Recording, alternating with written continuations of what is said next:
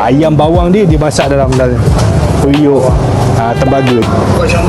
Kuah campur. Tu sedap-sedap dia tu, sedap bawang dia tu. Bebek. Ipoh ni sebenarnya banyak makanan hidden gem, tapi bila orang share kan balik-balik pusing-pusing kedai yang sama je. Sebab tu kena follow channel Abang Jaafar yang akan bawa kedai yang jarang orang share lah. Ni antara restoran Majidia. Ini personal favourite nasi kandar saya sendiri lah. Kalau saya datang Ipoh, most of the time saya akan singgah dekat sini. Tahu tak apa yang special dia?